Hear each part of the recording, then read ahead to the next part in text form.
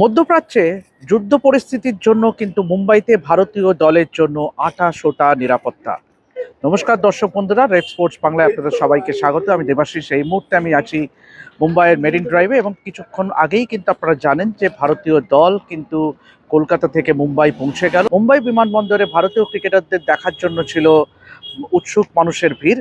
তবে মুম্বাইয়ের যে হোটেলে ভারতীয় দল আছে, লোয়ার প্যারেলের সেন্ট রেজিস হোটেল, সেখানে কিন্তু আঁটা-সোটা নিরাপত্তা ভারতীয় ক্রিকেটারদের জন্য। আপনাদের জানিয়ে রাখি যে রেড স্পোর্টস বাংলার তরফ থেকে আমরা পৌঁছেছিলাম মুম্বাইয়ের যে হোটেলে ভারতীয় দলের গন্তব্যস্থল আগামী কয়েকদিন। এবং আপনাদের জানিয়ে রাখি যে ভারতীয় দল যখন আজকে সেন্ট রেজিসে যখন চেক ইন করে তখন কিন্তু এবং প্রতিটি ক্রিকেটারকে কিন্তু মালা পরিয়ে অভ্যর্থনা করা হয় হোটেলের তরফ থেকে। এবং আপনাদের এটাও জানিয়ে রাখি যে ইংল্যান্ড দল কিন্তু ইতিমধ্যেই কিন্তু মুম্বাইতে, এবং আগামীকাল দুই দলই, ভারত এবং ইংল্যান্ড, দুই সেমিফাইনালিস্ট দলই কিন্তু অনুশীলন করবে ওয়াংখেড়ে স্টেডিয়ামে।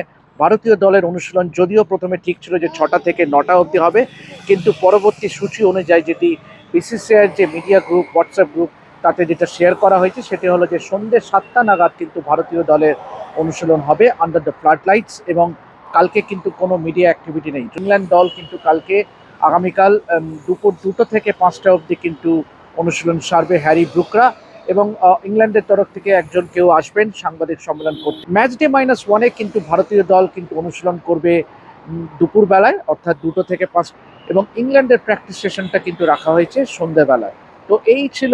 তবে যেটা বললাম যে মধ্যপ্রাচ্যে যেহেতু একটি যুদ্ধ পরিস্থিতি তৈরি হয়েছে, এবং তাই জন্যই কিন্তু ভারতীয় ক্রিকেটারদের ঘিরে কিন্তু আঁটা-সোটা নিরাপত্তা।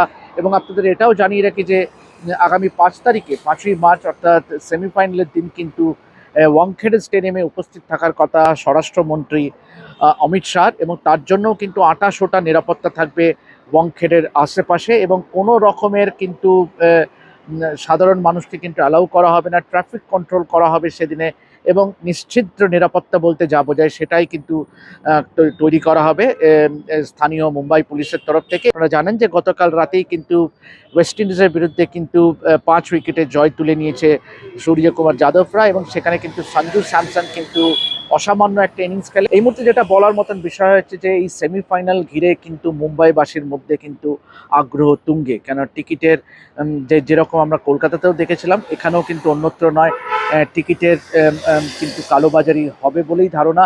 এবং অবশ্যই এইটুখানি নিশ্চিতভাবেই বলা যায় যে it will be another full house at the Wankhede stadium. তো এই ছিল আপডেট আপনাদের জন্য। এভাবেই দেখতে থাকুন রেড স্পোর্টস বাংলা, এবং সেমিফাইনালের আগে ভারতীয় ক্যাম্প নিয়ে যাবতীয় খবরের আপডেট পেতে অবশ্যই চোখ রাখুন আমাদের চ্যানেলে। আমি দেবাশিস আপাতত সাইন অফ করছি মুম্বাইয়ের মেরিন ড্রাইভ থেকে। দেখতে থাকুন রেড স্পোর্টস বাংলা।